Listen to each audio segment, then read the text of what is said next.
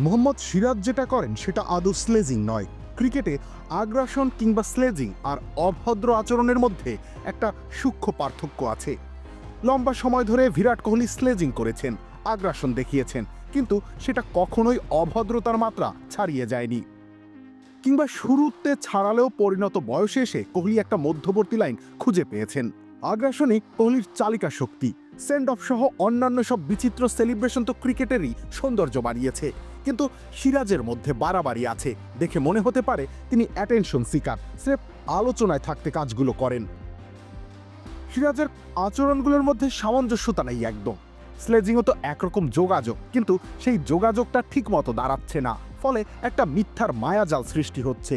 এটা এক ধরনের আচরণগত সংকট, যা নিয়ে আলোচনা হওয়া দরকার, যেটা শুধরানো দরকার। লেবুর সুঘ্রাণ আরো বেশি, ত্বকের যত্ন আরো বেশি, চলে আরো বেশি। আপনার পকেটে কি বিদেশি না বাংলাদেশি?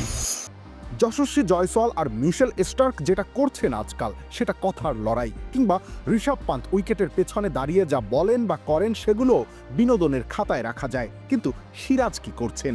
তিনি ব্যাটারের দিকে বল ছুঁড়ে মারছেন, কোনো রকম উত্তক্ত হওয়া ছাড়াই বাজে কথা বলছেন, মেজাজ হারাচ্ছেন।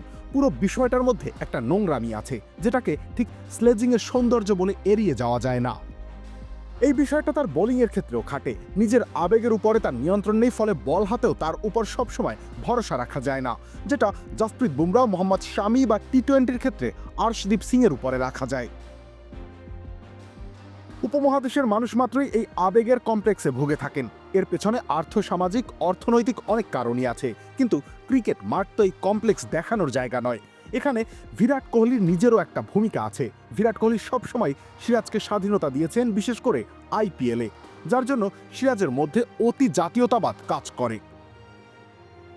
ক্রিকেট অবশ্যই জাতীয়তাবাদী খেলা, সেভাবেই খেলতে হবে, কিন্তু সেটাও ওই স্লেজিং আর ভদ্রতার মাঝের চিকন লাইনটা মাথায় রেখে। এই লাইনটা কেউ যদি ধরতে না পারে, তাহলে তার সাহায্যের দরকার রয়েছে।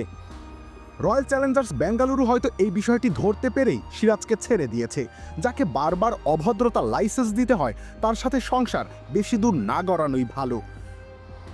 ভরত অরুণ থাকলে সিরাজ হয়তো জাতীয় দলেও জায়গাটা খোয়াতেন।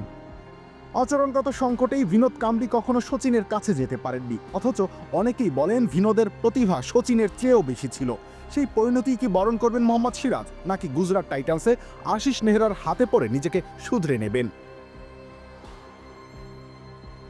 রবিউল ইসলাম রনি, খেলা ৭১।